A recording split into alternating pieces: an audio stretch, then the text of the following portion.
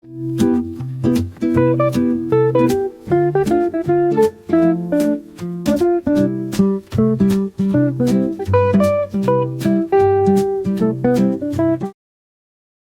right, my name is Rich Schmidt. We're here with Mike Bacus. It's August 1st, 2025. We're at the Nicholson Library at Linfield University in McMinnville. And Mike, thank you so much for joining us today. Thank you, Rich. First question to get things going is why wine? You know, I've always been fascinated with wine, and it started at an early age, going way back to when I was in college. My dad was a biomedical engineer at Rush Presbyterian St. Luke's Hospital in Chicago, where I grew up. And he brought in a lot of grant money into the hospital, but the physicians were always pushing him around. So he said, Mike, you got to be a doctor. So I went downstate to University of Illinois in pre-med biology and spent 3.5 years in the program, but I just didn't like the sight of blood. So I changed majors to computer science and mathematics, actually. They had a subspecialty in computer science, and I couldn't even get a degree in software engineering back then, if you can believe that. But that turned out to be a really good decision. But I basically had a biochemistry degree at that point. And I don't like learning things without using them. And I developed a habit for drinking wheat beer when I was in college. And so I thought, I'm going to make the world's first wheat wine. So I got some wheat berries, brown sugar, sultana raisins, put them in a blender, added some water and yeast, and it fermented. And then I took a sip and I realized why people don't make wheat wine. It was terrible. I used it for cooking mainly, but I was kind of hooked on fermentation biology at that point.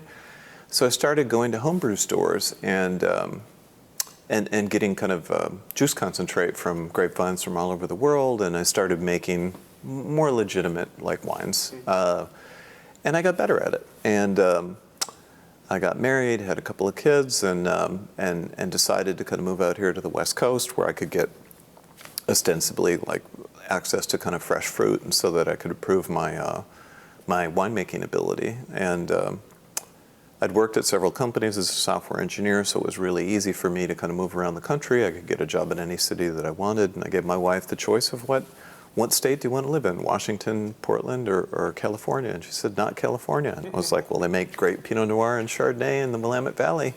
So we moved here, and that was about 35 years ago.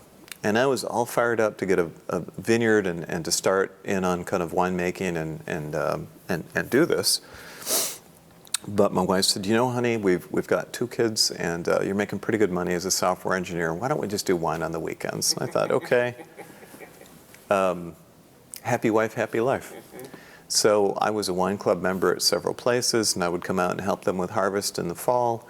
And I'd usually slip the owner like a couple of 20s, and they'd let me take like a couple of 5-gallon carboys of juice back to the garage. And so I was kind of like maybe a more advanced kind of enthusiast. And I got to the point where I got better. Like I've made probably every mistake that you can possibly make. I could probably invent some more. But my wife said, you know, like, honey, I would actually buy this wine at the grocery store. She said she was a huge Trader Joe's fan. I'd give you $8 for it. That's it. But like, I would buy this. And I thought, okay, I'm like 4 times better than $2 Chuck. You know, that's something. I ended up getting a job. I got hired at Amazon. And I went up to Seattle, and I stopped making wine about 20 years ago. And I was hired onto the Kindle team and worked on that. I was the software development manager for the rendering engine and did a lot of really cool stuff there. And then I switched over to supply chain and ran the inventory systems for the retail website for another 7 years or so. And my daughter had gone away to college, got her degree in architecture, and she came back. She was out kind of picking up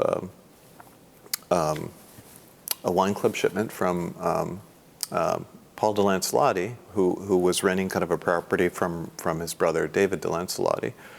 And I'd always been kind of passively looking for vineyards to buy. And she heard that David wanted to sell. And he's a winemaker in California, and he wanted to go back to Italy. And I thought, this is great. So I contacted Paul. He put me in touch with David, and he sold his vineyard to me. and Paul had his tasting room there, so I leased the tasting room back to Paul, and this was in 2020 for a year, and he got another tasting room up and running on his property, and that was my entry into the industry. And then at that point, I always thought I was torturing my family, kind of bringing them out with my weird obsession with wine. And it turned out that Rachel was really kind of passively interested in it as well.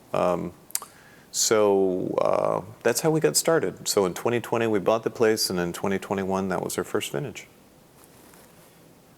I know that's kind of like an atypical way of getting into the industry, but probably a lot of people have kind of like an atypical start to getting involved in this.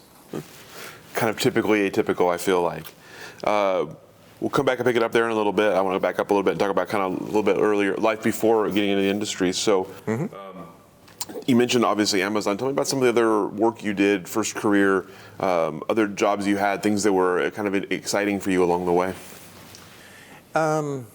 So when my first job out of college, I got 2 job offers, and one was to design missile systems for Lockheed, and the other was a biotech company up in Chicago, cell analysis systems, where they would take digital photomicrographs of slides, and they would kind of use Beer's law, and they would digitize kind of the morphology of the cells.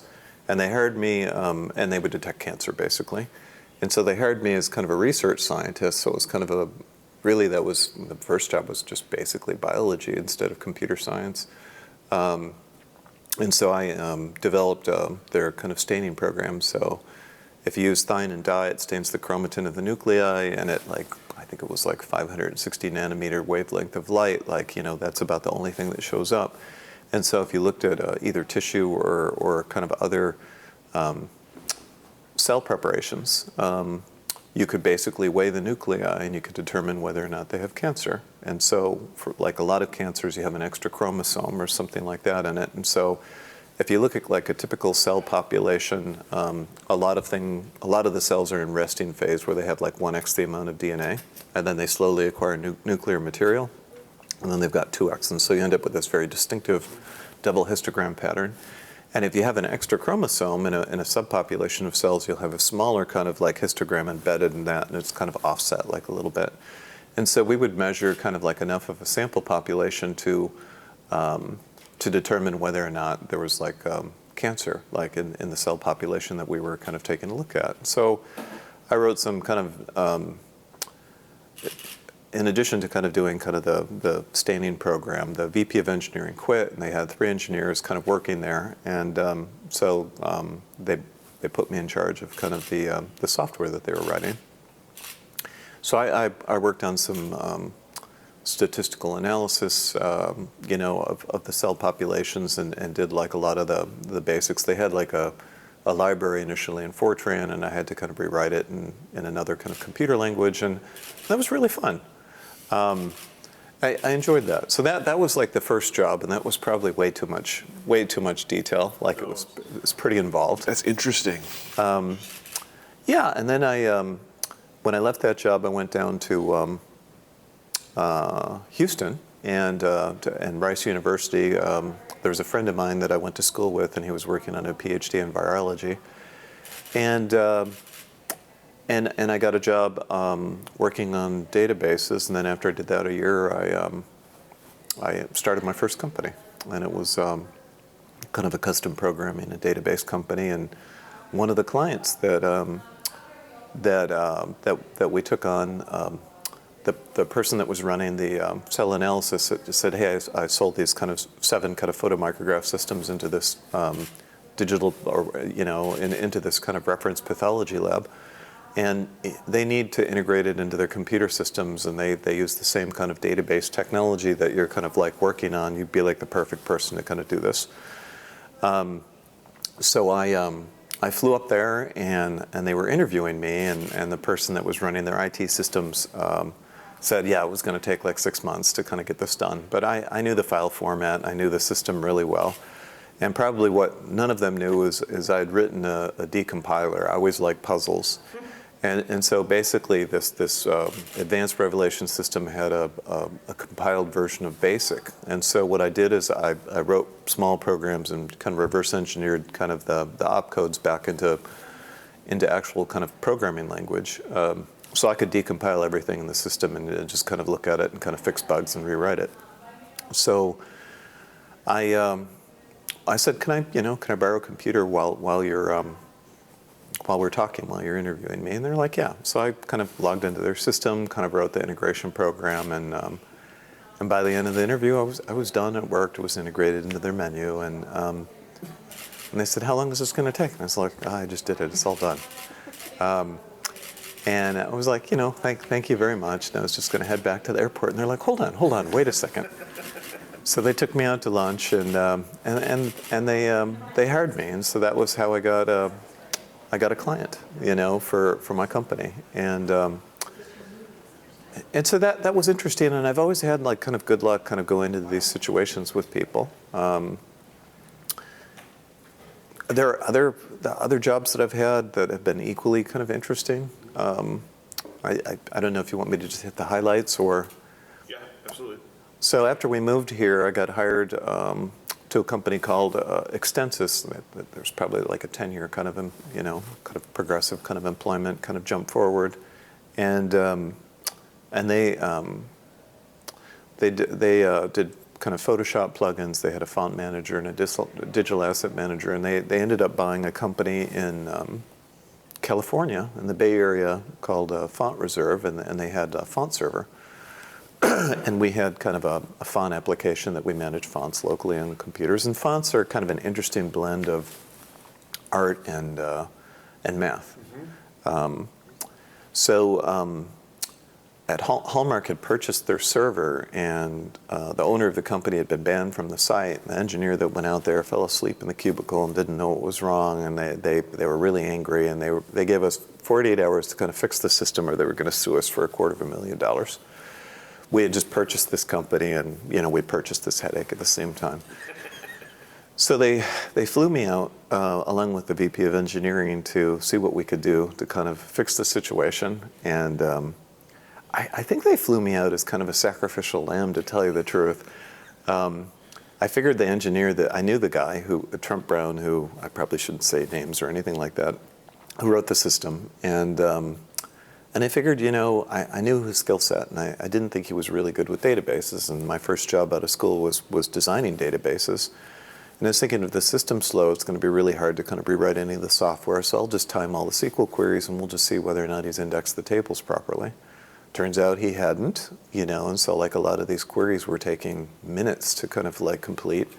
So I put some indexes on the primary keys, and for the ones that were heavily used, and I sped the system up 10,000 times, and so it was working fine by the time I left. And so everybody was like, "Oh my God, like how'd you do that?"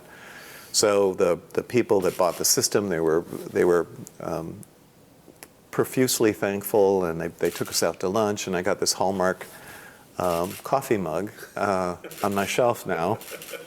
They filled it up with candy and whatever they could find, and so you end up with kind of these trophies basically from all these things. And I got promoted when I got back. It was like like an amazing thing. It was just a lucky guess, but it was kind of a cool story.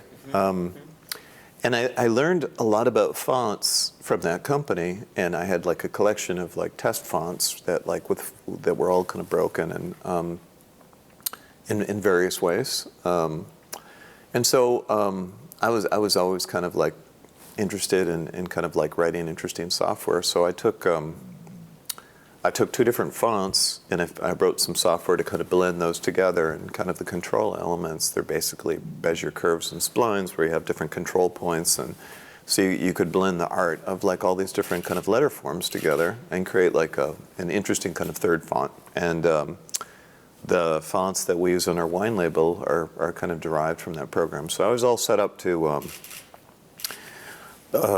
start kind of a typography kind of like company after working there, and that's when I got the interview at Amazon, and I slumdogged my way through the interview process. And one of the questions that they asked me was like, how would you improve the Kindle? And I was like, well, your font selection's terrible. And I just went really deep into like, you could do this, you could do that.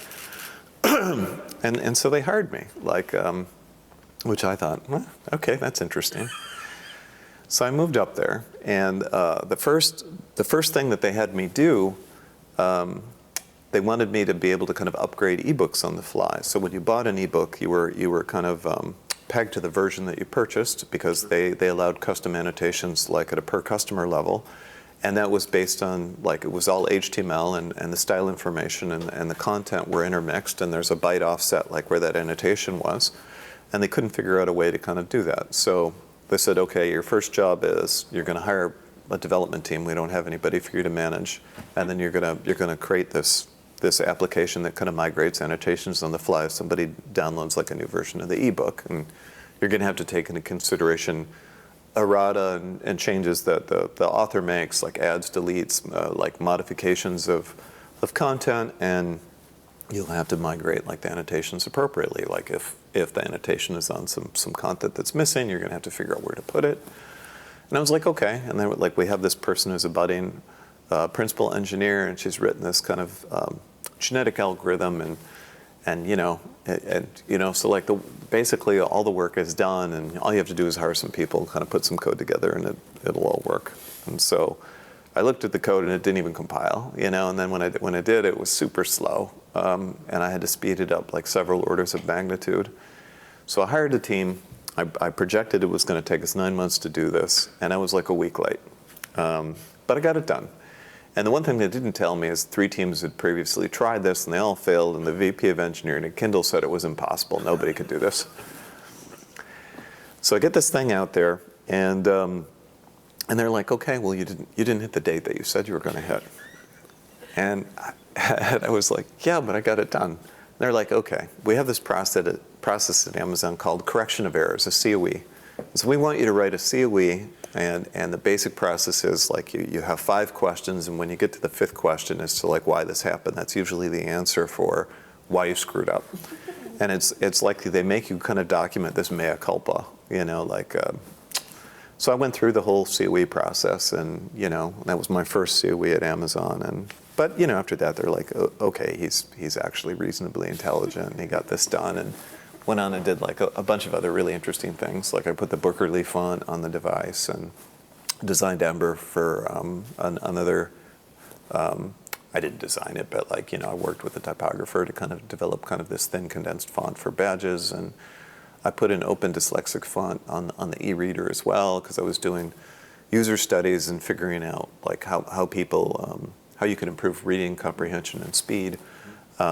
And the open dyslexic font has like different weights on the characters, because as you read, you look at the first letter of a word and then the length of the word, and your brain guesses as to what it is, and that's how people basically speed read. And so Jeff came to us one day and said, okay, you have to figure out how to double like the amount of sales that we have on the Kindle. And so we're going to teach people how to speed read. So I want you to create an e-reader that kind of just scrolls the information as quickly as possible, and with an adjustable control, and and then maybe for our core readers, they'll buy twice as many books because they'll be able to read twice as fast. Mm-hmm. It's like, okay, I'll do that, but I don't think people are going to like it, because people read for pleasure, Jeff's concept of reading is just jamming information into your brain as quickly as possible, and there's something to be said for that, especially for people in college, But there's people that are reading to kind of learn something, and there are people that are just enjoy literature and long-form reading. It's interesting that we're doing this in a library, because I love books. So I made this thing, and he's like, you're right, this sucks, And but from that, the user studies that I did, I realized an audience of people that they weren't selling books to is people that had dyslexia, and they would look at the first letter, and they would get the letter form wrong, and they would guess at the incorrect word, and the sentence just didn't make any sense, and they just really kind of struggled with it. So if you change the stroke weight, and to make characters that people would confuse, like a P and a B or something like that, it would force them to look at each letter, and even though the speed of reading would slow down, comprehension would go up by like 20 or 30%.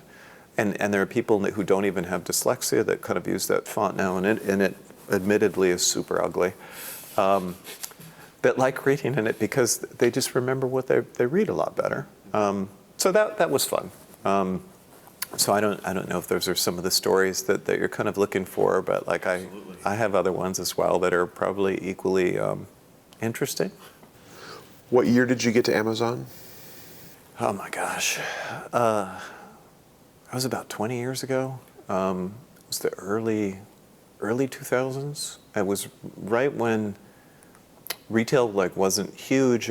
Jeff was still like, Kindle was like the apple of his eye. He was like, if you had a Kindle badge, you can get into every building, but if you worked at any other entity, you couldn't get into the Kindle building. That's all kind of gone by the wayside, but it was a really interesting time to be there. I did well in the stock, I can't complain. So you mentioned going from that into kind of the supply chain side of things. Tell me about working that and obviously being there for kind of the explosion of Amazon retail side. Yeah, that was really interesting too. So I started on this team in the supply chain optimization technologies group, and they managed kind of the inventory systems for the retail website. And there was like billions of SKUs, like of products that you had to manage, and you had to have like an accurate inventory level of each one. And you couldn't write any software that would degrade the performance of the retail website. So the only way that we could kind of get semi-accurate information is we would compute kind of inventory positions continuously and kind of like cache that data. So that when you log into the website, you'd look at an item and you had inventory or you didn't. And then at checkout, we would do kind of like a call into an API, and then we would determine whether or not how much inventory we really had. And we kind of talked about counting like in the concept of like how a bird counts, like bird counting, where the difference between having 99,999 items and 100,000 items is who cares? We got plenty of inventory. But the difference between 0 and 1, that's a significant problem. But it kind of came down to not only how much stuff you had, but where it was. Mm-hmm. And so basically we would make a promise like to somebody in terms of how long it was going to take to get us to get the item to the person, and that kind of came down to like which fulfillment center the inventory was at. And so when somebody was doing kind of like a multi-item purchase, it wasn't where just, that specific item was. It was like where everything was, because we were trying to kind of optimize as part of our job title, like delivery. And so we would have to kind of figure out how to kind of where inventory was and kind of move inventory from one fulfillment center to another so that we could bundle everything together so we'd only kind of get to do one trip to somebody. And so they'd kind of hit this plateau at about, it probably takes about like $4 or $5 to deliver an item to somebody, and it was really hard to kind of break below that. So they started looking at drone delivery and kind of like other kind of like possibilities. But and then at one point they went from free 2-day delivery to like 1-day delivery, and that was a huge change. That was like right around when COVID hit, and then revenue gapped up like five years in the future, just from people staying at home and ordering a lot of stuff. It was a huge boon to Amazon, where a lot of other businesses, like they probably got hit pretty hard. And at first they didn't believe like what was happening, and so they didn't hire anybody. They didn't expand kind of supply chain. And then at about 2 or 3 years into it, people were getting burned out, and so they threw like a bunch of money like into supply chain, and they hired a bunch of people right before like these vaccines came out, and so they basically overbuilt. So like you think of like all the analytics and things that they have, and the people that are managing the company, and that they're making these they're brilliant people making all of these great decisions, and they're just as vulnerable to kind of like trends and kind of like misreading things as anybody else. But I'd have to admit, like the caliber of people that I was working with was really high. You would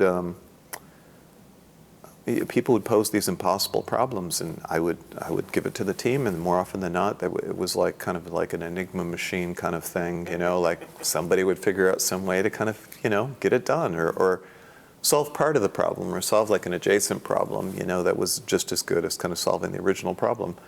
A very interesting place to work. So when my daughter, we started a company together, and initially our wine enterprise was kind of a COVID side hustle. And in 23, Rachel told me, hey, like this is getting to be too much. I don't know if I could do it all on my own, and you need to kind of retire and come down and help me. So I left Amazon and came down, and she immediately got pregnant. And she's like, oh, the smell of wine is making me ill. Like, it's all yours, Dad. And so she had a little boy, little Peter Michael, a beautiful child, and she's just kind of staying at home and raising little Peter, and I've been running the company with a little help from her. She still does kind of label design for us and other things, but just pretty much myself. And I was hoping, at some point that she would inherit the company, because like you said, like the original owners came down here and started the industry, and they built it up, and more often than not, their kids don't take over. Like, they end up kind of selling to somebody else, and then, it's cyclical. Like these companies kind of go through ups and downs, as does the market. Like right now, we're in kind of a secular downturn. It's kind of a tough time actually to kind of be in the business. So, it's baptism by fire, I suppose. So you took us through your career, and I appreciate all the detail. There's some very fascinating places you've worked and things you've done. You mentioned obviously wine being something along the way all the time. So tell me let's talk about on the sort of the consumer enjoyment side first of all. Tell me about learning wine from that angle, and what did you find was the most interesting way, or the most successful way to educate yourself on wine, and what wines did you find yourself excited about? So when we were young, we didn't have a lot of money, and so we would start out, I think my whole wine journey started out really with less expensive kind of varietals. And as my palate kind of improved, and the amount that we were willing to kind of buy, like for a bottle of wine, kind of also increased. And so I think when I started out, I was really fascinated by Beaujolais, to tell you the truth, and I really like kind of Nouveau Beaujolais, and whole cluster fermentation with semi-carbonic maceration or full carbonic maceration. Just there's like a freshness that you could get in the wine, and it amplified kind of the floral and fruit characteristics, and it really gave you a really interesting kind of read on the season. You could just taste like basically everything that happened. And so I think that's really where I started, and I really liked kind of French and Italian varietals the best. And instead of kind of getting into Cab Sauves, which is actually kind of a difficult wine to make. Like if you've ever tasted, like I used to make wine in a glass carboy, and you really need to put oak on a Cab Sauv, otherwise it's not very palatable. But I did like kind of bigger, bolder reds, and so like I'd usually get Malbecs or Zins, those, because Cabs like usually like had a high price point kind of associated. That was like the California wine industry was really kind of like hawking like their wares, and but I when I was at Amazon, I was a bar raiser, and we used to travel all over the world to hire people, and I'd usually set aside a week. We would go to a city, like we'd go to Paris or Warsaw or Johannesburg or Seoul. And I would usually, the first couple of things I would do, just old habit from working in the Kindles, I'd go to a bookstore and I'd look for old lithographs of architecture of the city, maps, like whatever they have. And I would go to like a local museum and to see what they thought was interesting enough, like, from a painting, from a beauty perspective, what they considered beautiful or worthy of, as an archivist, you can probably appreciate that. And that would give me like a really good read into kind of the local population. And then if I had time, I'd usually go to a winery and just kind of taste like whatever they like to drink. And that would usually help me kind of in the interview process. Like when I went to Warsaw and you go to the museum, the art is very dark, and there's like a lot of pieces from World War II or artists that were influenced by it, and there's a lot of imagery of death. They use a lot of dark colors, burnt umber, blacks. And you go to France, you go to the Louvre, and everything is kind of light, pretty pastels, beautiful imagery. Just, and those cities are pretty close together, and you just think like, wow, like, or when I was in Egypt, I was in Cairo, they have like all this beautiful stuff, but like things are really beautifully curated in Europe, and they're just like stuff flying around on shelves, like these artifacts, and it's like, wow. I don't know if I'd display those that way, but it was just fascinating, and so like that gave me. Wine is one of these things that just doesn't transport very well. And if you really want to explore wine, you almost have to go to the country where the wine is made, and you have to taste it there. Because the stuff that's exported is typically not the same thing that kind of grows in the country. And so being relatively well-traveled, I had an opportunity to do that, like while I was working at Amazon, and kind of improve my palate a little bit. And then whenever we went out for dinner, they would always have me kind of pick the wines. I would go through the list and say, okay, let's have this and this. And people really, they like that, and so I've always had this kind of passive interest in it, and I don't know why. Like I've always just been fascinated by wine. I mean, it was really one of the world's first health drinks. Like they used to mix wine with the water, and the alcohol in the wine would kill the bacteria, and it made things safe to drink. And I just always thought that was pretty cool. Even human beings, a few 100,000 years ago.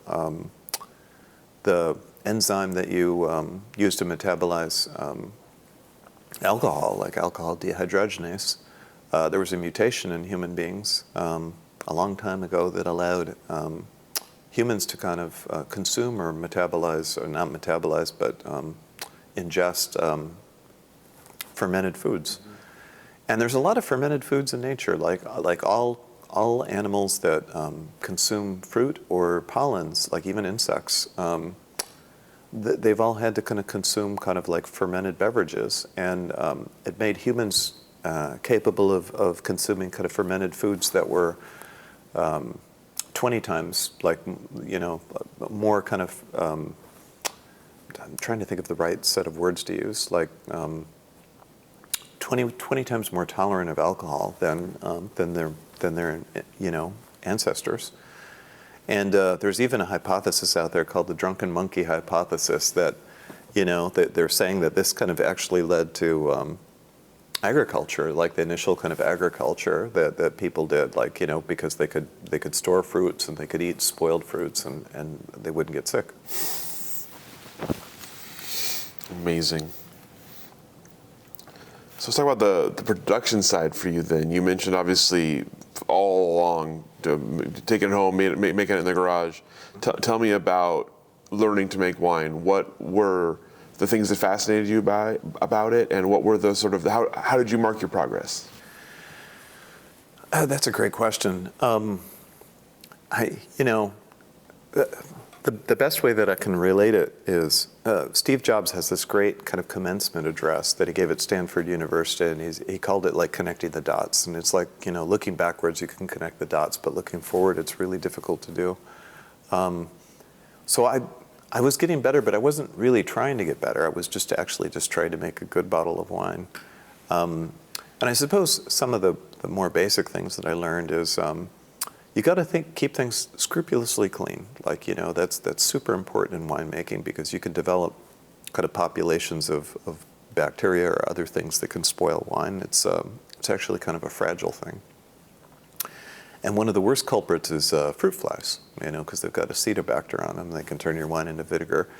And whenever you ferment wine, it's almost like ringing a dinner bell. Like you never see fruit flies, and then all of a sudden, like you've got like a horde of them, and so you gotta keep them out of your wine, and you gotta like wash everything really, really thoroughly, like before you start. And even if you do everything right, things can go in a kind of a weird direction, and and some things you can repair, and some things you can't. Like sometimes you just got to throw it away and just say, okay, that batch wasn't any good. But I'm getting more like making wine in a carboy is a lot different than making it in like a giant fermentation vessel. There's more at stake. You're a little bit more cautious.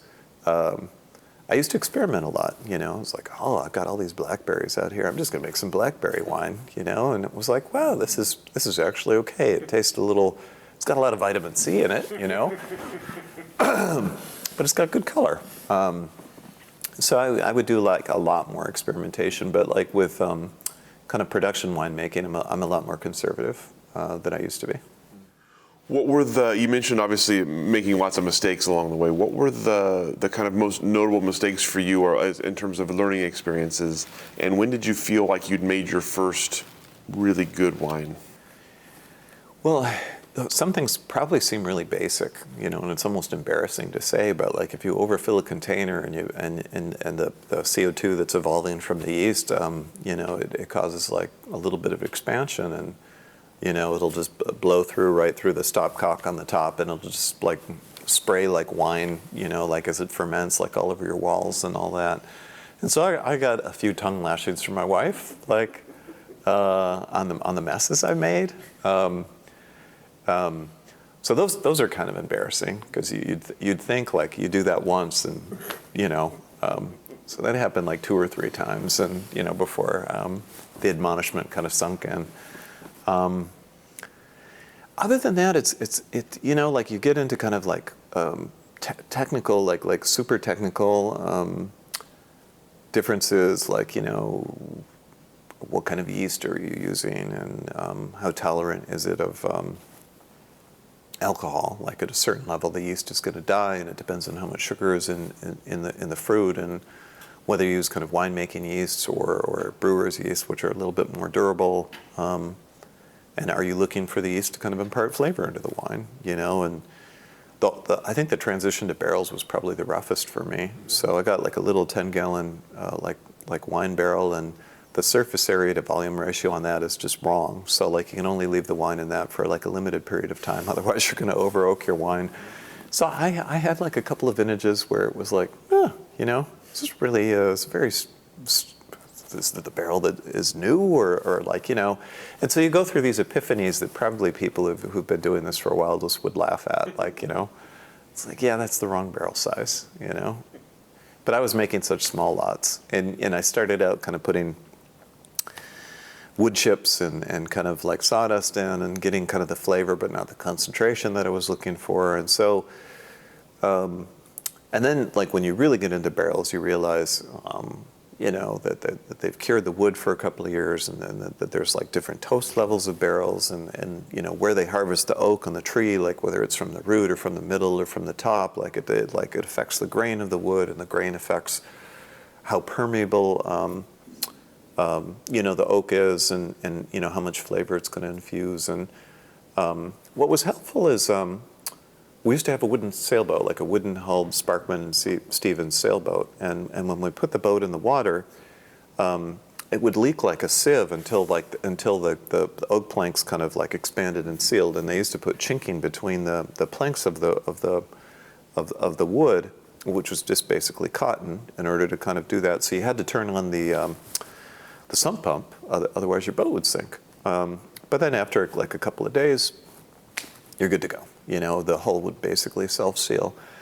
And it's just amazing, like in boat making and kind of barrel making, like these coopers, they've, these people, they figured all this stuff out, like, and you don't have to worry about it. And we had some dry rot on the boat, and I had to kind of figure out how to patch like the hull planks, and you steam the oak for 4 hours, like 200 degrees or something like that, and you take it out, and you got basically a minute, to work with it in order to kind of like get it to kind of curve to the hull, and kind of to bolt it in place, or to put it in some kind of like form. And my hat's off to these guys that make these barrels. They're usually really well made. They don't usually put water in them when you get them, and they leak a little bit. But there's a lot of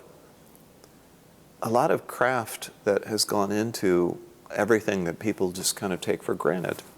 Like back in Greece, they used to they had cedar trees, and they used to kind of make these resin wines like with cedar barrels, and I could see why people moved away from them. That is definitely an acquired taste. But I kind of like the history of winemaking and like how everybody's kind of done everything. It's just you can see kind of this gradual evolution of things, you know, and it's interesting.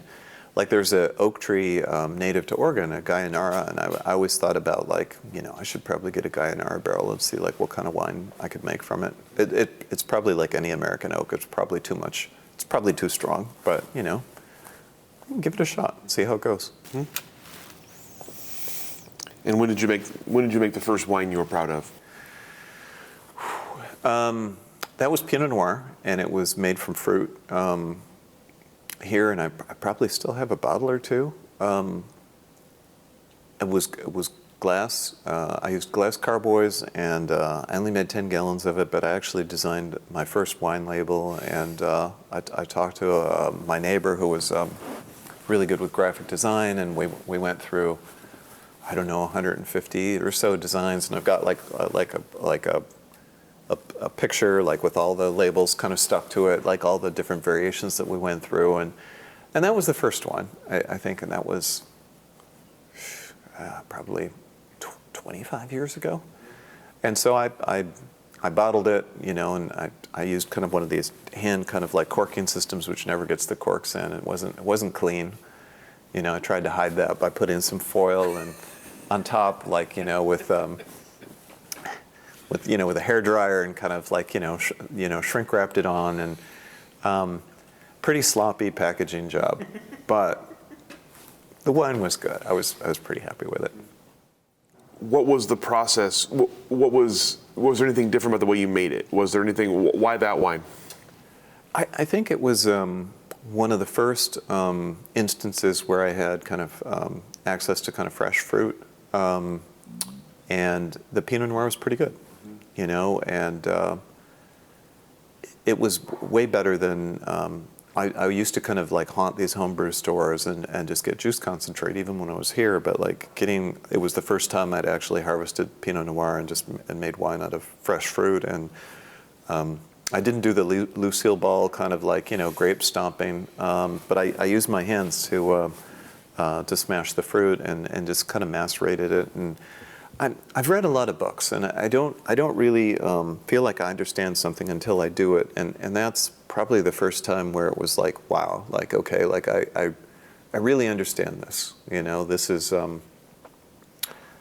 you know, like grape skins are really thin, and it's actually pretty easy to kind of do something like that, and it's much gentler than probably putting stuff through kind of a wine press, and I think you can make a really good wine that way. And I've thought about actually getting like a lagar or something on the property and just having people come out and stomp grapes. I think like wine is like one of these really intimate things where in order to kind of perceive like wine, like 80% of your perception of flavor is your sense of smell, and only 20% is your taste buds. But these are really intimate senses where you have to come in contact with something in order to perceive it. Like with your vision and your hearing, you could be really far away and could detect something.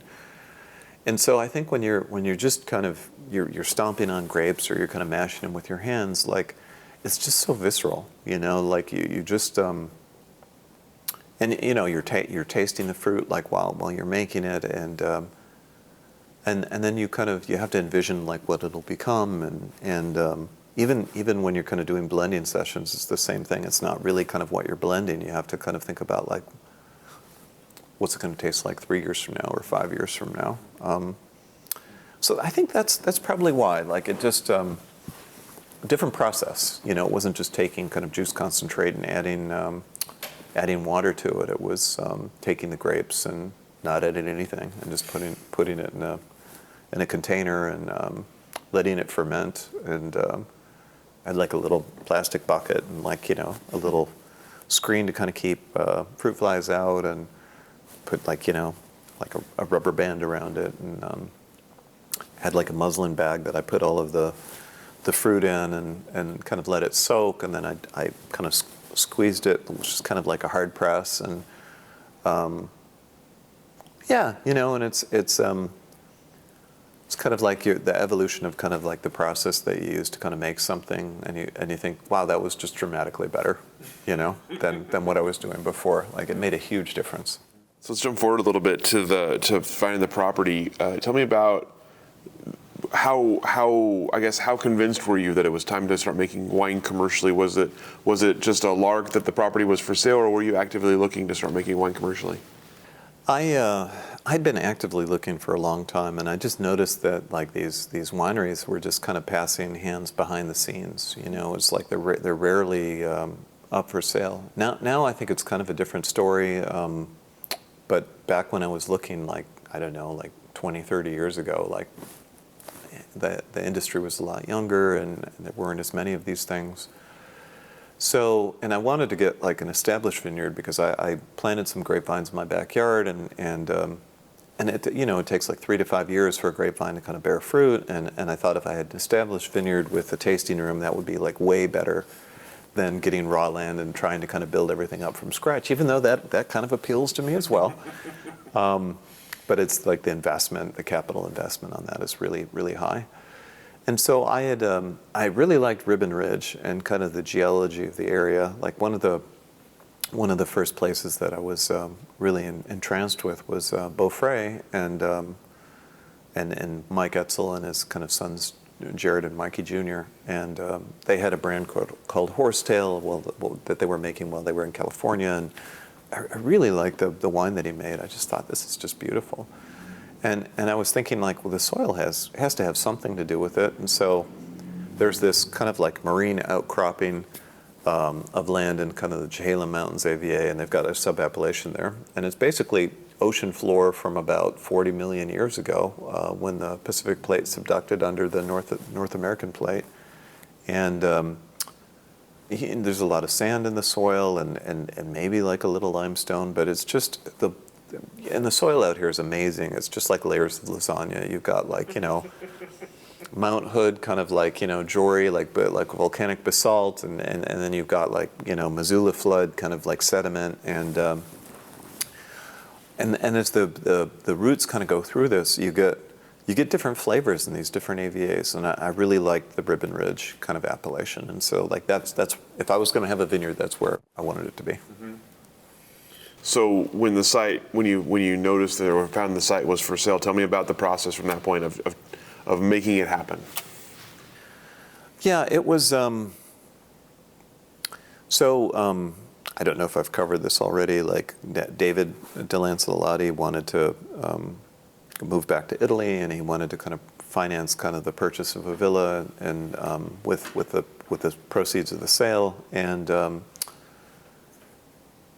so he wanted to move back to Tuscany, and so he made my dreams come true, and I made his dreams come true. And I've seen, Paul showed me some pictures of the villa, and he definitely got the better end of the deal. It was very, very beautiful.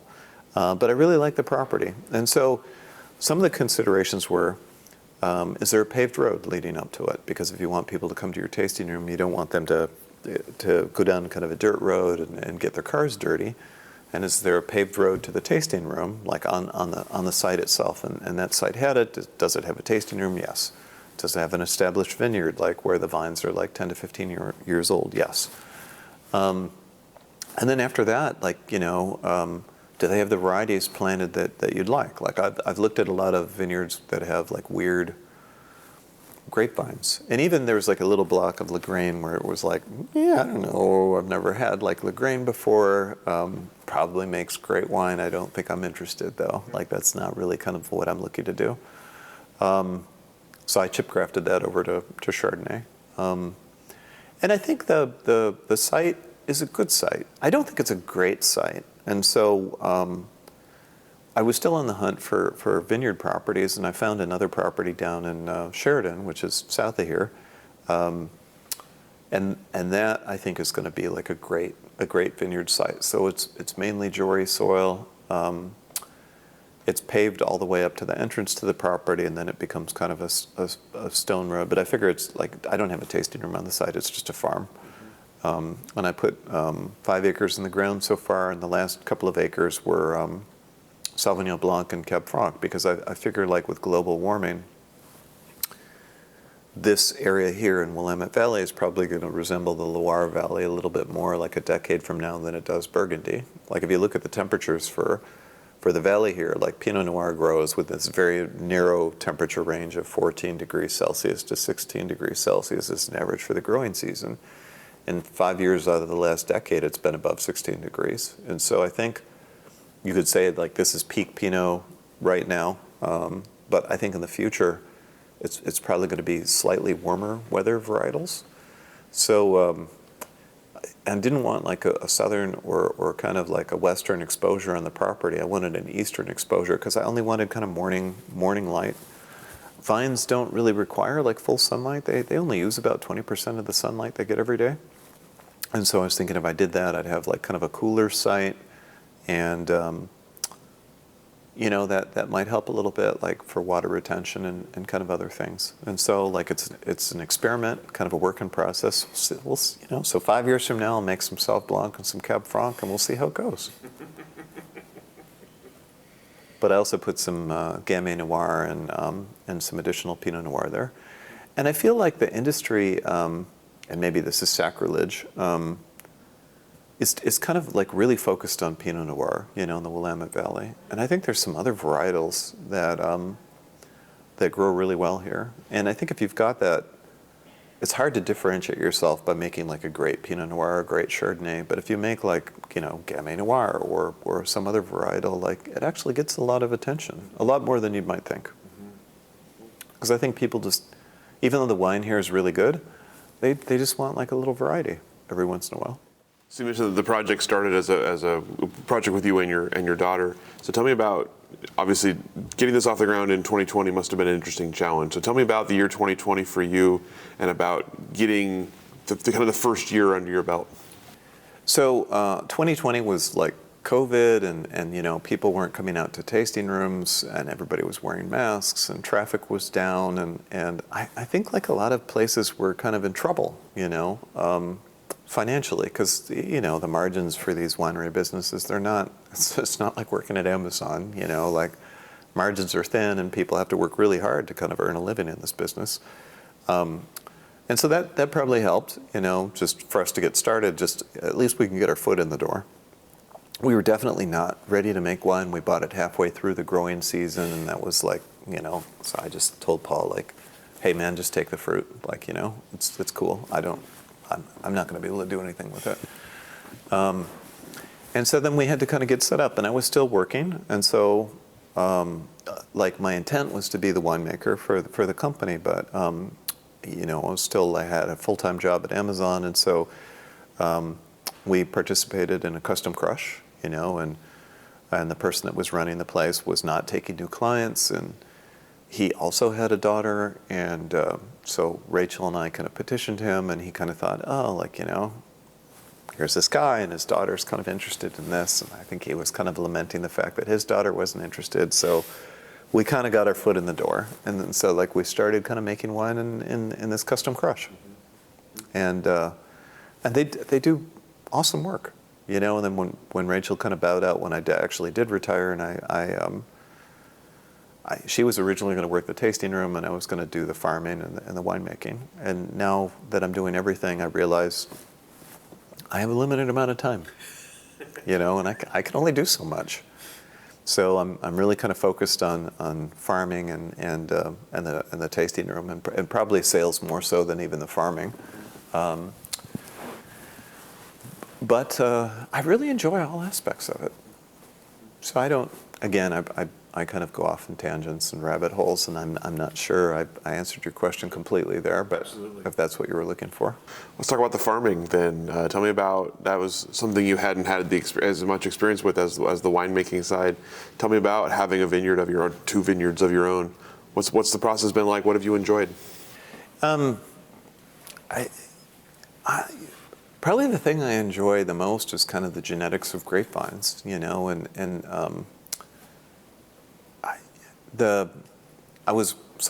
day I was, a small anecdote, I was walking through the Chardonnay block, and I saw this bud sport where like we do vertical shoot positioning, so you lay down a cane, and so I had like one with all white fruit on it, one with all red fruit on it, one with all white fruit on it, and I thought like, how does that happen? You think like maybe some pollen from from the Pinot Noir got in here, but why would it impact every flower on every cluster on the shoot, and not anything else in the entire vineyard? Like that seems implausible. So I did a deep dive into the genetics of grapevines, and it turns out that there were 2 mutations that occurred almost simultaneously back when grapevines were domesticated. There's 2 anthocyanin genes that control like fruit color in grapevines, and there was a mutation that occurred in each portion of the genome that silenced those two genes, and every white grapevine that exists today, as far as I know, inherits those same 2 mutations. So that was kind of like some farmer found that and kind of bred that into everything. And so one was a 2 base pair deletion in the second anthocyanin gene, and another was a substitution, and those 2 things kind of silenced that gene. So it caused like an open reading frame and a truncation of the resulting kind of product from, I don't know, 314 base pairs to like 209 or something like that. So it inactivated kind of the product of that gene. And the second one was a retrotransposon, which is a plant virus, which had inserted itself between the promoter and the gene. And retrotransposons are interesting because they're mobile genetic elements. Like even if you're an identical twin with somebody else, you have enough kind of viral DNA in your genome, and they call it garbage DNA. And like humans, like maybe 90% of your DNA is basically degraded viral DNA. And these mobile elements, they move around your genome. And so even if you sequenced your genome and your identical twin, like you're after 20 years or so, your genome would not be identical. And there's these interesting kind of like events that occur in biology, and so like I'm having a hard time closing the loop on this, but basically like when the plant goes through veraison and it starts to amplify the genome, it has these promoters, and something attaches to the promoter, and it starts amplifying the viral DNA and either completes or gives up, and it never makes its way to the anthocyanin gene, which is fine. And so my theory is that mobile element moved, and that allowed that anthocyanin gene, which is fine, to actually kind of express itself and actually produce kind of a red fruited Chardonnay. And I thought, oh, that's really cool. I want to make red Chardonnay now. So I didn't take a cutting, which I should have, because grapevines are vegetatively propagated. So I took the seeds, and then I realized, oh, the genome is like 80% heterozygous, and grapevines are so severely inbred that if you just take like their own kind of self product, like the seeds, for 3 generations, they'll go sterile.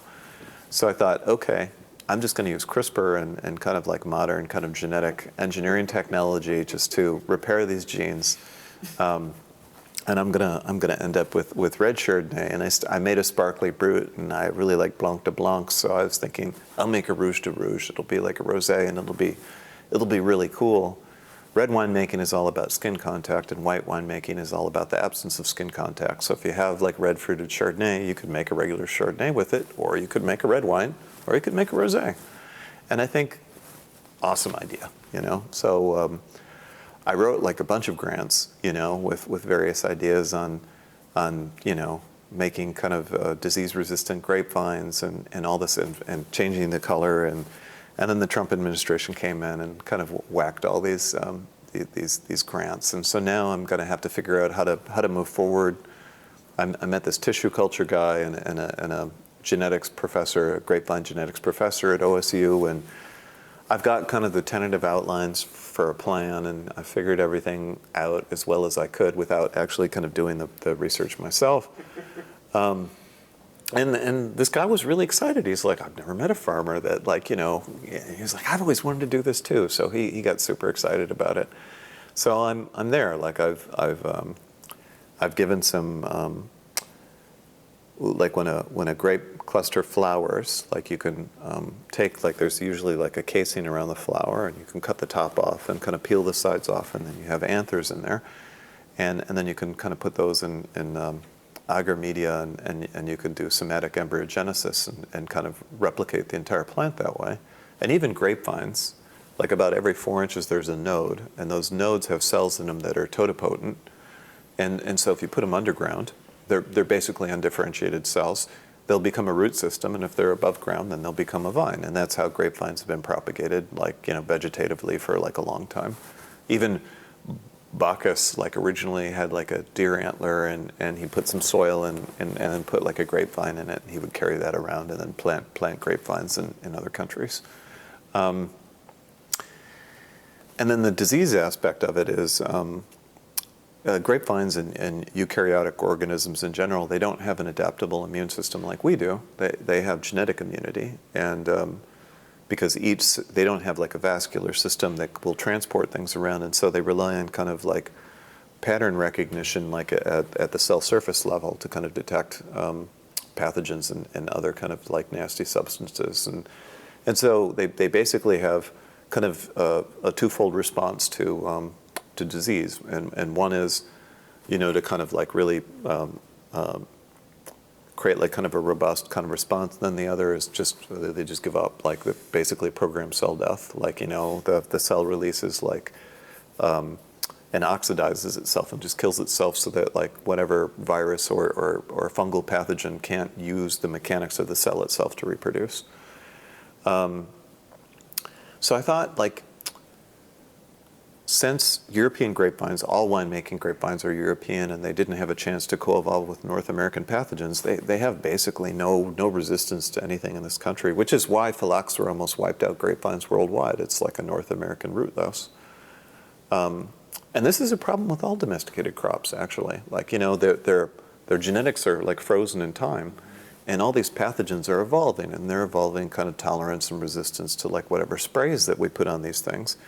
And nature doesn't work that way. Everything is supposed to be in symbiosis. Like, maybe like a pathogen will attack the vine, but it shouldn't kill it, like, or it shouldn't, kind of ruin its ability to reproduce. The plant should be able to shrug it off.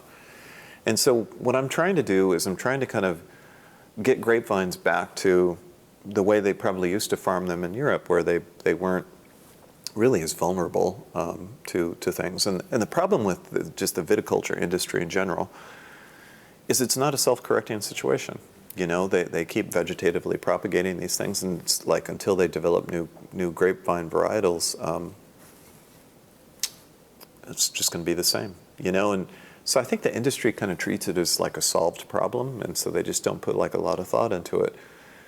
But I think like all these domesticated plants at some point they're going to run into this kind of phylloxera event. Like there's some pathogen from another country that they're going to be introduced to that's just going to like start wiping these things out.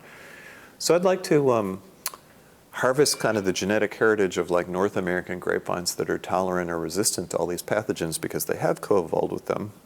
And there's these disease receptor genes, these R genes, that will recognize, pathogens and kind of stimulate kind of immune response in the plants that you could take from North American grapevines. But you have to use genetic engineering technology. Like if you use kind of conventional breeding, maybe it takes about 50 years to kind of develop a new cultivar, and then it won't have any relation to the original cultivar, so you lose the marketability of it. But if you use CRISPR and just kind of take a disease-resistant gene from a North American grapevine and put it into a European grapevine, then it'll only express itself when the plant is under attack. It shouldn't have any contribution to kind of like flavor or detraction from it, and you basically have the original grapevine.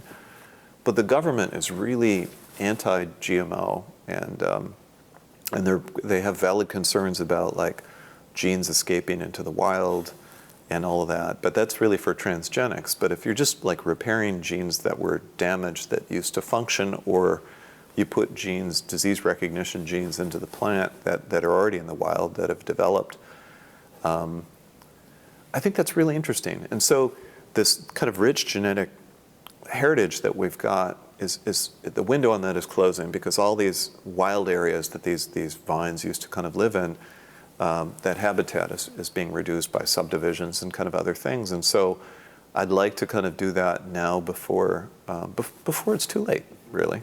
And so my interest in farming is getting to the point where I could create grapevines that you don't need to spray anything on, that just develop naturally. Because I'm lazy, and I don't like driving tractors around and spraying stuff. Because it's bad for the soil, it's bad for the water table, and it's bad for the person who's having to do the work. They get exposed to this stuff. And even though organic sprays are not, they're not really toxic, they're not like some of the chemical sprays, it's still like not good to be kind of exposed to that stuff. And so I'm trying to kind of build a better grapevine. And so that's my main interest in viticulture. Like I'm interested in kind of growing stuff too. Like when I was a young man, my family bought a house, and it had a greenhouse in it because it was owned by the VP of like the Burpee seed catalog. And I used to grow things in the greenhouse, and I've just always been fascinated with plants. But they have kind of a lignified cell wall, and they're a little bit more resistant to kind of genetic tampering than our cell walls are, which you can just inject stuff directly into, like, a mammalian cell. But I think all this technology that's been developed, CRISPR and all that stuff, is fantastic. It is. It's basically like they've harvested kind of the mechanics of like what a virus does when it infects something, and and so they've replaced the viral payload with the payload that they want to introduce, and they've got like guide RNAs that figure out exactly where to put the thing, and they figure out like, okay, like we're either going to do a double-stranded break or we're going to do a single-stranded break, and it's really interesting stuff. And I suppose I should probably thank the background that I had when I was in college, just for all this stuff. Although everything has advanced so much, probably most of the stuff that I learned is probably not relevant anymore. Good background, though, nonetheless. Yes, good background. Let's talk about winemaking. You mentioned earlier that as a kind of an amateur winemaker, you were experimental and trying all kinds of things, and you've had to be more conservative as a commercial winemaker. Tell me about making that transition and about feeling comfortable making wine commercially. I have to fight the impulse to do strange stuff. I usually consult with other people, and they'll say, like, that's a good idea or that's a bad idea. And generally, like, I have to have like a lot of conviction behind what I'm doing. And a key aspect of winemaking is just intent. You want to make sure that you have the right fruit. You want to make sure you have the right plan. You want to make sure that you're going to process it correctly. And you want to figure everything out in advance. The worst thing that you could do, everybody is super busy during harvest. And they're usually crabby and overworked. And kind of like making random decisions like at that point in time is it just spikes their anxiety and their frustration. So like you go into, like, I'm going to make this product, and this is exactly how it's going to work. This is the intent, like we need these barrels, this is the process that we're going to use. And even then, like, sometimes nature just doesn't cooperate with you. You gotta change the plan. But at least if you start with a plan, like with what you're going to try and do, and you're estimating kind of like how much fruit are you going to have, like, and when are you going to harvest it? Like what's the chemistry of the fruit going to look like? How much sugar do you want? Like, how much acidity, and what are you trying to do? Like, are you trying to make a wine that can be consumed immediately, or are you making something that you have to keep on the shelf for a couple of years, before it's really kind of hitting its stride?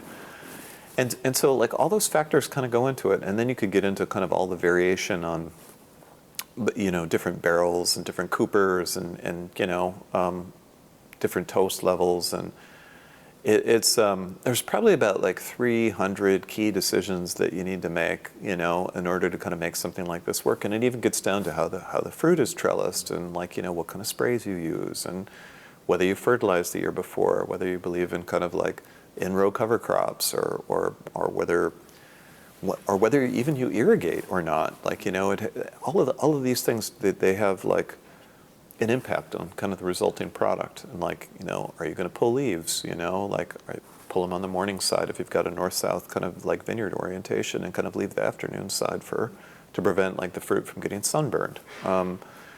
just all these little things you're just constantly kind of tweaking and kind of going through.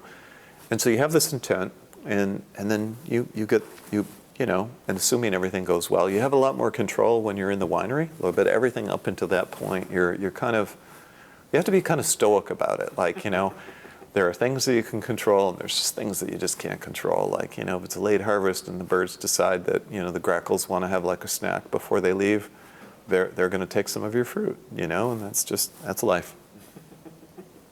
There's not much you can do about that. And I see all these people investing in kind of lasers and, you know, like playing kind of like predatory, you know, birds, you know, things, and it's just, it's futile. Like, you know, this is the way it should be. It's just nature. They're going to have a snack. It's a very Zen approach to it. I like that. Tell me about having wine. You mentioned obviously focusing on sales now. Tell me about having wine in bottle and selling it. What have been the surprises about selling wine? What have been the things that you found successful, and what have you enjoyed about it? I think probably pricing is kind of like the most interesting or the most difficult, like, you know, nut to crack.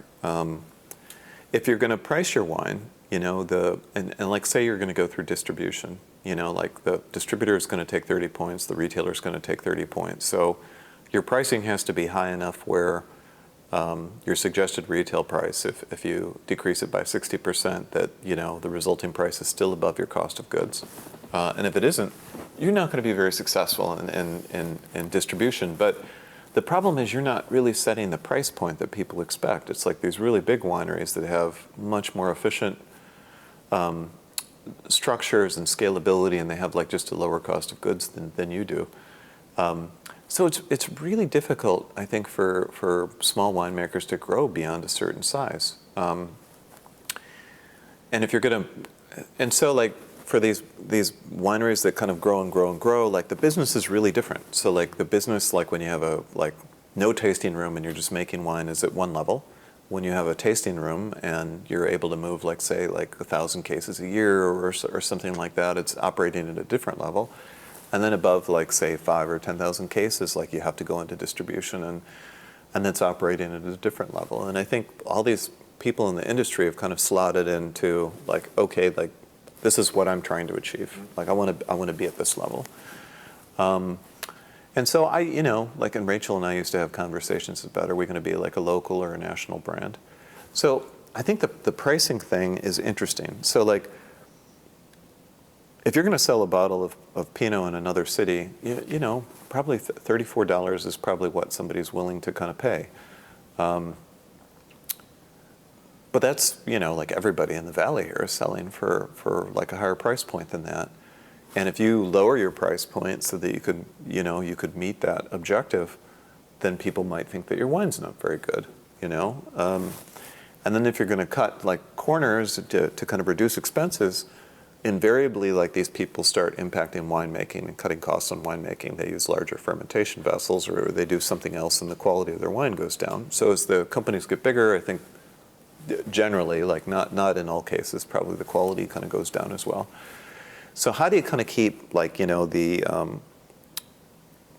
focus on quality, but like kind of reduce costs? And it's that is really the kind of the interesting kind of struggle for me, and the one that I'm still trying to figure out. Interesting. That's interesting. I like that. Tell me about putting your wine in front of a customer. What's that experience been like for you? That is the best. I really enjoy that, because when I was at Amazon, everybody's running around with their hair on fire, and you know, everybody's freaked out. They're anxious. They're angry. At Amazon, they give you 100 things to do every day, and 20 would be critical, and you could probably do 2 or 3, and the critical tasks, everybody would yell at you.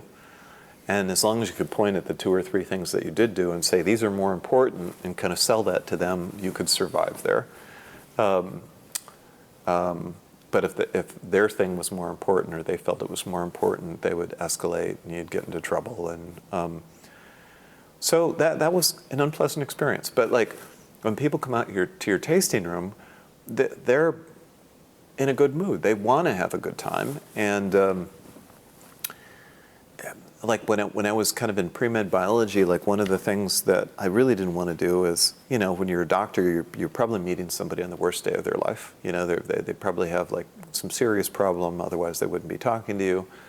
And they probably have like a lot of concerns and all that. And I have like a lot of empathy for other people. And I just felt like over my lifetime, that would probably just crush me. Like if a patient died or something like that, I don't want to live that way. Software engineering was a little bit better. It wasn't life or death situations. People get all wound up about weird things, but it was mainly about like money or not making enough profit, or you know, or some mistake that somebody made with inventory, like, oh, you know, why is bear spray in this fulfillment center? Like it's not, it has no hazmat certification. How did that happen? But when people come into the tasting room and they taste your wines, and I like my wine. I think it's really good. And they have a delightful experience. I mean, you get a lot of fulfillment in this industry, and I think that's the primary fulfillment that you got is like, you know, getting some acknowledgement and some accolades from somebody about like just having a really good time. And if I can help people kind of enjoy their lives, that's just great. That's what I'm trying to do. Let's talk about the Oregon wine industry for a minute, kind of zooming out a little bit. Tell me about your initial impressions of Oregon wine. When you first kind of started to take notice of it, first started to try the wines, meet the people, what were your initial impressions of the industry, of the people here, of the wines they're making, and how have you seen it grow and change? What I really liked about the Oregon wine industry more than anything else was its scale. And, you know, it was usually kind of smaller producers. You would go in, you would meet the owner, you'd meet the winemaker, and they'd tell you about whatever their pitch was, you know, their trials and travails, something that they were interested about, which was great. Like whenever I went kind of wine tasting in other places like Napa or something like that, it's like, for them, those experiences were good too, but it was like talking to an employee of a corporation as opposed to kind of talking to an owner who really had skin in the game. And I think that was really the key differentiator for me. And people not really knowing whether this was going to be successful or not. Like these people like are just basically risking everything. They've got it all on the line, and they're there, you know, pitching this thing. And wine is like I view it as like, it's like art. It's like liquid art. Like, you know, it's like you're condensing the entire growing season into a product, and you're serving it to somebody. And some people, you know, it's part science and part art. Like some people are really gifted. You know, they really could make a beautiful bottle of wine. And that's kind of what I'm trying to do. I like at some point in my life, I'd like to make just a great bottle of wine. I've made some really good bottles and that I'm very proud of, but at some point I'd like to make like something iconic. Mm-hmm. How would you know? I don't think you ever do. I think, you know, like you get accolades from Psalms. You send out like your wine to these things and you get like a double gold medal or something like that. You don't know whether these guys are fishing for you to advertise on their you know, on their marketing kind of like platform, or whether they really think it's good. You know, you got a pretty good idea because like I taste it and I think it's good. But everybody's got kind of a unique perception of flavor. And what I figured is like I'm just going to make wines that I like, and I'm just going to, the people that have the same kind of like flavor profile that I like, you know, are going to find me, and that'll work, you know.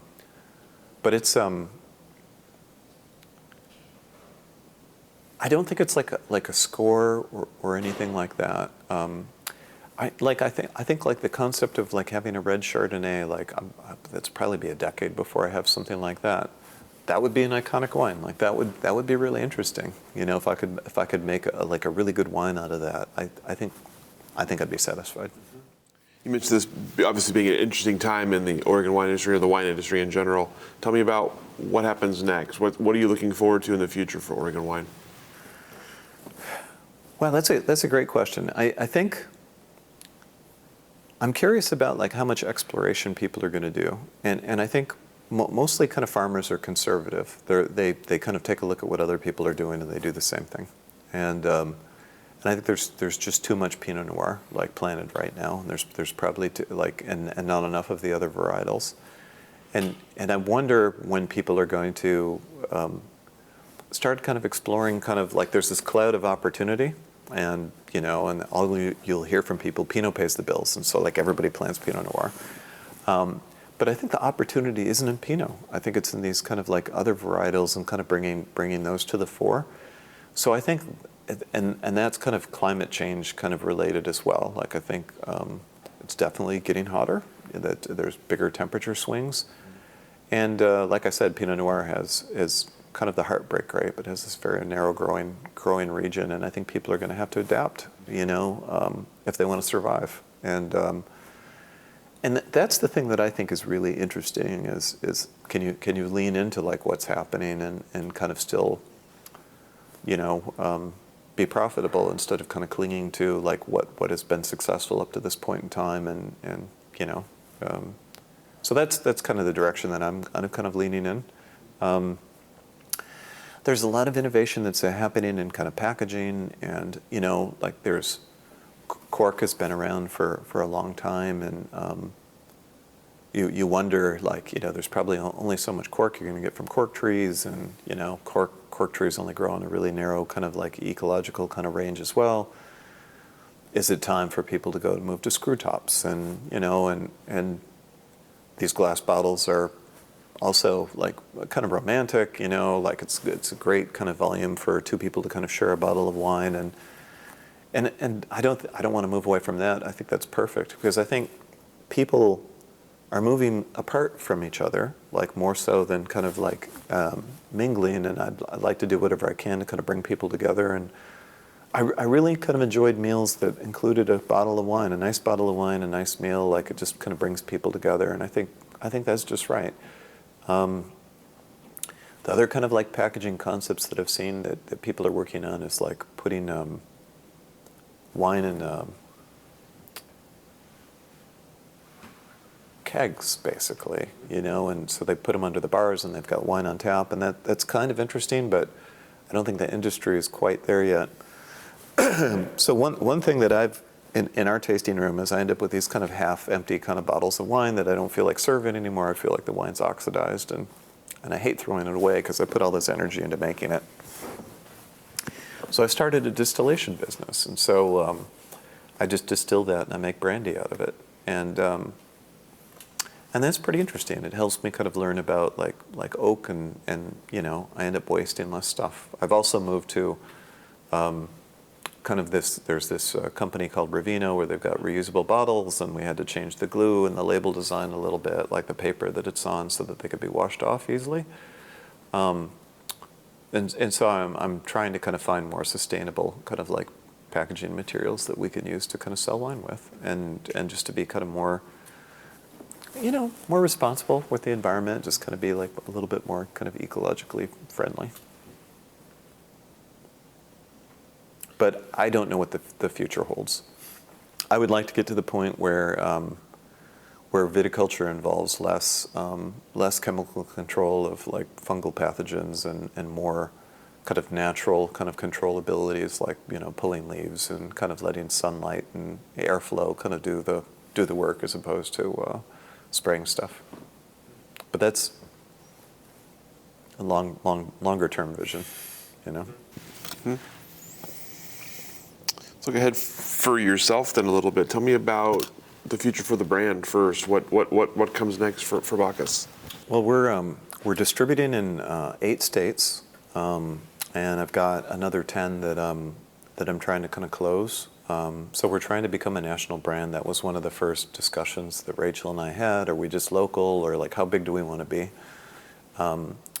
And I think that's probably a too simplistic of a question. There's basically like maybe 1,000 tasting rooms in Oregon, and like we make Pinot Noir and Chardonnay just like other people, and there's like almost no differentiation. Like I've gotten into Riesling and Sparkling Brut and Gamay Noir and other things, which is helping. But I think the further away you get from the Willamette Valley, the more valuable the wines are. because they're really well made and they taste different. So I'm starting to kind of explore distributor relationships and see if I can make money in those marketing channels, and it's tough. It's they're under, like, a lot of these businesses are under stress. A lot of them import wine from Europe, and tariffs are going to make kind of the wines that they import more expensive. But then I think there's probably opportunities for domestics, and these distributors kind of like lining up kind of domestic producers to augment like whatever sales loss that they're going to get on the European wine side. So I think I don't know, like, there's a lot of people look at like a half glass of water and say it's half empty, and I'm kind of more of a half full guy. Like, I just see opportunity and optimism everywhere, which is probably a flaw.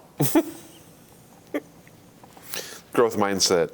Yeah, kind of just, change is inevitable, and you should just kind of lean into the change and take advantage of it, and so we'll see how that goes. Like, either it's going to be a huge flop or it'll be successful. But you learn so much, like, from doing all this stuff. If you don't take these chances, your opportunities for kind of learning about the market are more limited. So I kind of had to, like, that creates a problem. You got to get your cost of goods down if you want to make a higher margin. You have to adjust your pricing to the right levels. And I feel like I understand the industry a lot better, as a consequence. You're going out, you're meeting people, and like they taste my wines, and it's not a difficult sell, like going out to these places, But the problem really for any winemaker is, how can you get people to taste your wine? People have, they go into like a grocery store or a liquor store, and there's just 1,000 choices. And what if you've never had somebody's wine before? What attracts you to the wine? Is it the label design? Is it the price? Is it like a shelf talker? Like you never really know what's going to motivate somebody to purchase your wine. But if they've had your wine before, if they've actually sampled it, then they have some expectation of what they're going to get. And so it's a weird business that way. Like you have to, and if you rely on people just coming to your tasting room, I don't know ultimately if you're going to be successful. Like, it's so I kind of feel like I have to do like a lot of offsite events, and it's kind of like, I've got to bring the mountain to Muhammad, so to speak. Like I've got to go to people like where they're at, and have them taste the wine and get them kind of excited, motivated about the brand. And so I do drive with distributors and all that kind of stuff, and it's like a helicopter. You get some activity, and then it kind of comes down, and then you got to go out and do it again. And over time, I think it's going to work, but it's going to take like a lot of energy and effort. Last question for you. Tell me about, to this point, what is your proudest accomplishment or greatest achievement in wine or out? Probably my two kids, like, Rachel and Ian. They're just wonderful people. Like, I think that was the most interesting thing I ever did in my life, and being able to see the world through the eyes of a child, like, and how everything that you take for granted, like they've never seen before, and they're fascinated by things. Like, I could just remember I got like a little blow-up pool, and I put the kids in it. They were just kind of slapping the water, and it's kind of see-through, and it's kind of viscous, and they're just laughing, and just stuff like that. It's just those are just kind of priceless memories. All this stuff, that energy and kind of like work and things that people do, they think is important. Like, like there's so much, like in software engineering, like it was always kind of getting the next release out, and people used to think that was really important. And most of the software that I've written, it's been replaced. Like, like it's like there's just nothing there. Like, it's like a whole history of all these things that I thought were important that just don't matter at all. It's really the people that I met during the industry, the friendships that I made that are the most valuable. And so this industry in particular is a very relationship-based business. Like, if you make like a relationship with somebody, even if they don't like your wine, they'll probably buy it anyway if they like you. because that's just the way it is. And so I guess it's just kind of the importance of the relationships that I've had with people that I've managed, that I've helped kind of promote in their careers, and those are the things that really resonate with me. I like solving problems. I think that's interesting. But after you've solved the problem, you just kind of move on to another one. You know, it's these relationships that you have with people, they're alive, and you know, as you interact with people, they learn from you, you learn from them, you watch them grow, they watch you grow. That's the really interesting thing about life. Fantastic. All the questions that I have for you. Anything I didn't ask that I should have, or anything we didn't talk about today that you wanted to talk about? I think you've covered just about everything, you know. Yeah, it was very thorough today. I appreciate that. Thank you so much taking the time, sharing your story with us. Happy August. Harvest is just around the corner. And my birthday is on August 20th. Happy early birthday. Yeah. We'll go ahead and let you off the hook. Thank you so much. Thanks, Rich.